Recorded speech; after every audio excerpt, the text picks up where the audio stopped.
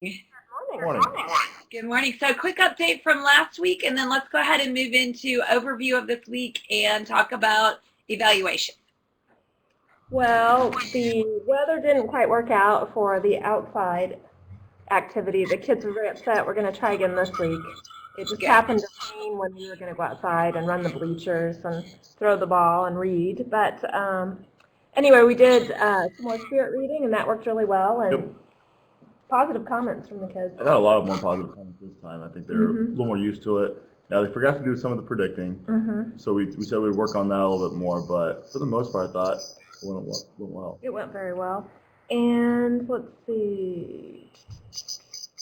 Yeah, the vocab and everything was, I think they're getting the vocab pretty well. So, yeah, I mean, we just had to change kind of what we were doing, and then we had guidance come in, and that took a little longer, so. Oh, and then we had the Danish. Oh, and we had the Danish exchange. Oh, that's right. We changed it Friday, and we had some exchange students from Denmark, and so we went to their presentation. So, a little bit different. Well, that's good. Sounds like you're comfortable as co-teachers being flexible, so that's a good thing too. So. Anyway, but yeah, this week we have let's see, more of finishing up the chapter we're on, and then getting ready for the end of the quarter test. So talking about assessment would be good for that test, because I want to give more of a traditional test, because sometimes in life you have to take a traditional test. You do, absolutely. All right, so let's talk for a minute about that traditional test. What's the format? How many questions? What does traditional mean to you, Lisa? Well, probably a little bit of multiple choice and matching true false in a written part. Yeah. All right, and written part, how many written, how many multiple choice, and how many matching? Well, we'll have to talk about that. Yeah, we haven't made it yet. So we have to, since it's a brand new book, we don't have much except for just what we've paid. Teachers pay teachers works really well. So we're going to take them on the vocab, but I don't know. I don't really like matching for vocab. I think maybe just giving them two choices would be the best, since they have a lot of words. Yeah, especially with all the words we're doing the literature terms, two different chapters. I won't give them all the words, because that would be too much. Yeah. They have, let's see, 11, 13, so it's 24, and then 13 this time, so 37. Yeah, about 37, about 40 words. So maybe half of those words, would you think? Yeah, so TJ, talk to me for a minute, and then we'll talk about the words in just a second. What do you, from multiple choice, matching, and open-ended, what are your concerns for the students that have IEPs with those formats? What are you most worried about? Well, typically in our accommodations, we have only 3 multiple choice answers, and then we only do matching for only like 5 or 10 in groups. So we group those words to help not have as many choices. And then for extended questions, we usually limit down the sentences. Instead of it being 5 or 8 sentences, it's 3. Or just make sure you get the idea. So I'm going to stretch you guys both a little bit and see what your thoughts are. How about the test being traditional, but you're a PARCC state, correct? Is that your new test? Okay. Why not half of it be multiple choice on the computer, so you can get kids to practice for the PARCC, and use something like Socrative that would give immediate feedback. And that way then it's downloaded, it's graded, you don't have anything to grade. That will save you a lot of time, and maybe that's something TJ could do. And TJ, here's what I'm thinking. And of course, Lisa, you're welcome to do it. I don't mean to assign TJ tasks, but we're just thinking, because then what I'm thinking, TJ, is maybe you could have 2 rooms, like kids could sign into your room, and the other kids could sign into Lisa's room, and they both be downloaded. But in your room, I get a chance to correct my quiz to mastery. And in your room, Lisa, so there's 20 words in your room with multiple choice or matching or whatever you decide to use Quizlet for. So making part of the test on the computer, because your kids got to get used to that with PARCC. Right. And so if you did half that way, it saves you time, and it's meeting the standards of PARCC. And so here's what I'm thinking if I were in your room, that you would sign into room 19778, which is my room if you have a disability. You would not, you wouldn't say that to the class, but you'd say, here's your room number, pass that out. Other kids would sign into room 19000, which would be your room, Lisa Palmer. Mhm. And so they would sign into your room. And when they get into your room, Lisa, they take the test and it's corrected and they get the feedback immediately. They don't do anything more about it, but they know how they did immediately. Mhm. In your room, TJ, they go in, or in my room, and they would come in and it would give them the right answer and they get a chance to take it twice. No, we do that already, especially for failed tests or quizzes. We let them retake it or correct it for a passing grade to make sure they have again that mastery. And then were we thinking about doing it on Skyward? The internet? Well, we have Skyward, so you can take it right through Skyward, and it just goes straight to your grade book.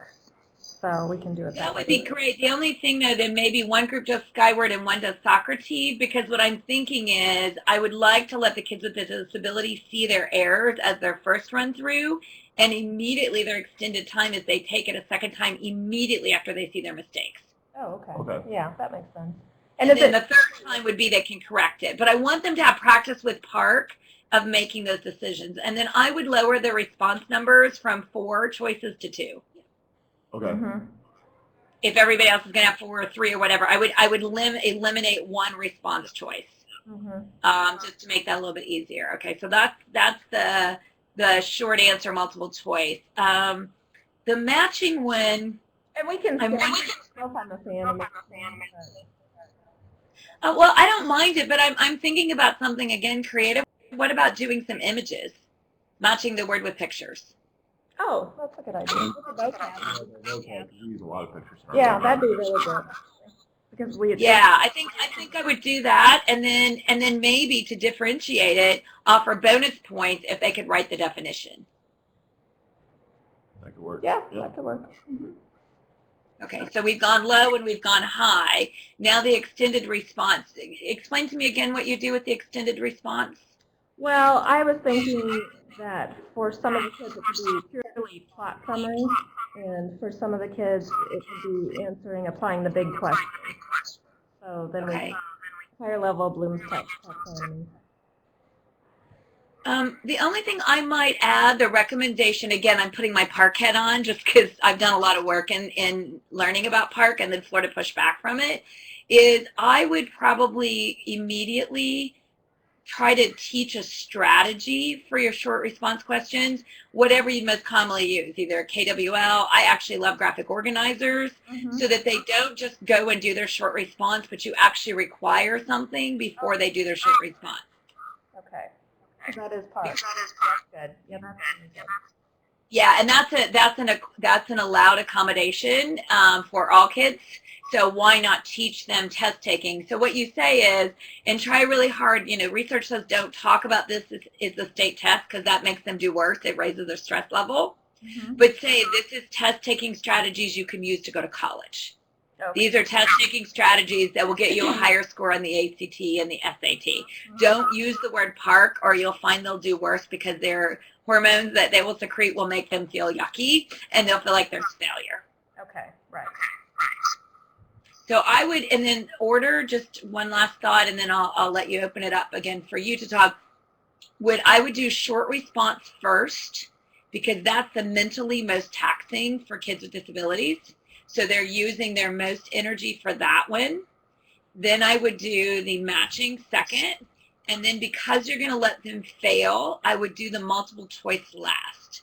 Because then if they don't do well and they feel bad and they know their test score, you won't have tainted their ability to believe they could do well on the other part. Okay. So we'd start with that, move to there. And then the last one I would do is at the top of the test, however order you're going to give it, I would have them fill in this blank. Today about this test, I feel blank.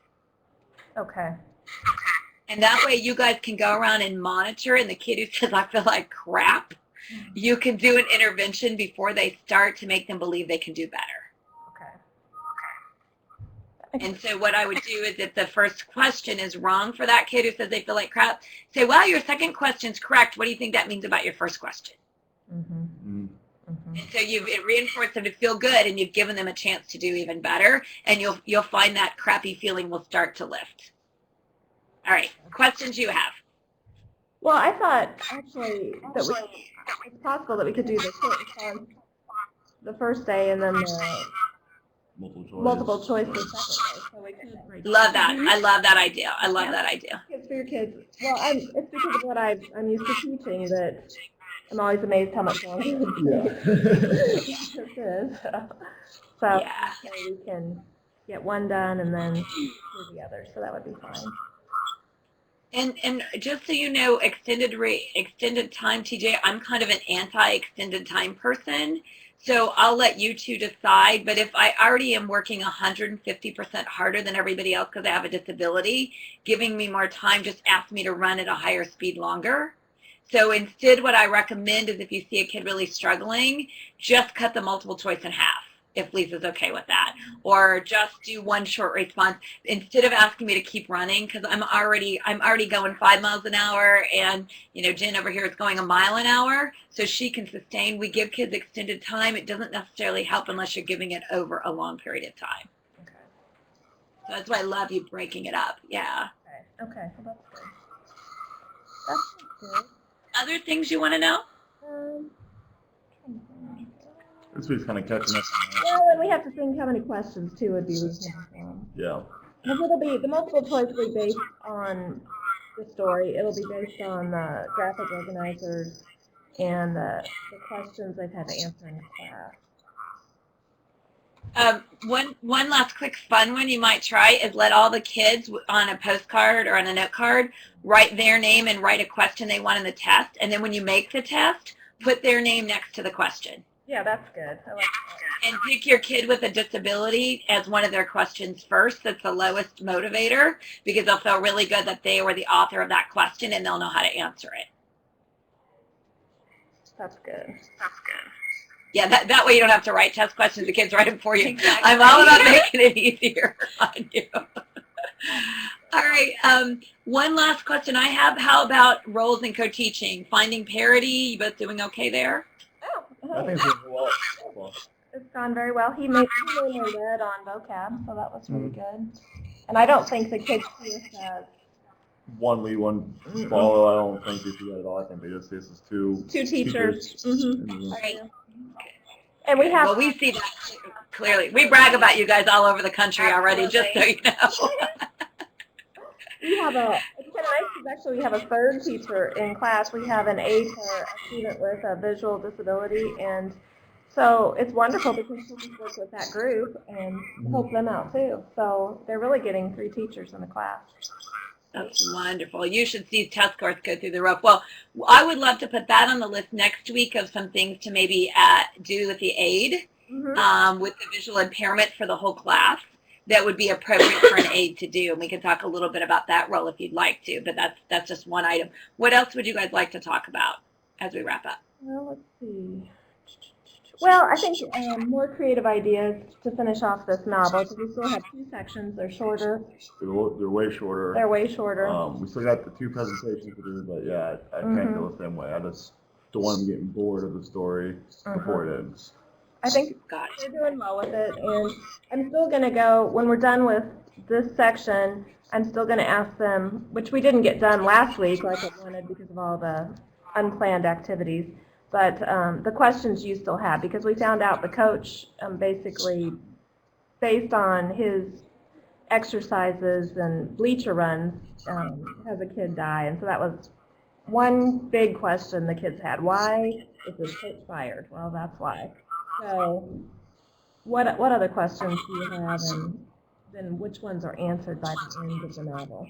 So I still want to. Yep. Kind of try to keep them in after. Well, it would be fun for the last 2 sections for one of you to do something different you haven't tried and the other to do something different you haven't tried, and each of you take a lead so that you're both saying we're willing to be creative, but you're not trying to be creative together. But it might be time, because you're so comfortable with each other, for each of you to take a section and say, all right, TJ, just turn it loose and go do something crazy with it. Lisa, you turn it loose and do something, and see and give each other feedback and support in that role. That would kind of differentiate your roles because you're so comfortable. And then I just typed a word up there. If you'll Google that, it's I believe it's an ancient Chinese storytelling thing called Kamishpa. If you'll see it in the chat box up here, see it in the top left. It's Kamisbha or BAI, Kamishba. I don't see it. You don't see the text box? Do you see that box now that I'm moving around? No? No. Okay. Well, I'll just spell it for you. It's KMISHISBHBAI. And I'll send you a link to the site. Okay. It's a storytelling that was used in China to get people to come and buy candy. And the guy used this whole process, and it uses cooperative roles. And it's mostly used in elementary classrooms, but for a short section, it might be a perfect thing to do. And you could even add things like videotaping the groups and all that kind of stuff if you wanted to do some really creative things there. Oh, okay, that sounds good. And I also thought in one of the chapters we probably should do a few samples of the brown bag, because that's how we're going to test them at the end, so they start to get that. So maybe one of you do the brown bag and maybe the other one do the Kamishba. Again, just an idea. I can give you others, but we can talk those through next week. I think that would be a great topic, okay? That sounds good. All right, it's fun as always. You guys are great. Anything to add, Jen? No. Okay, I good. think we're great. I did a lot of talking today, so I'll let you do more next time. All right, thanks, guys.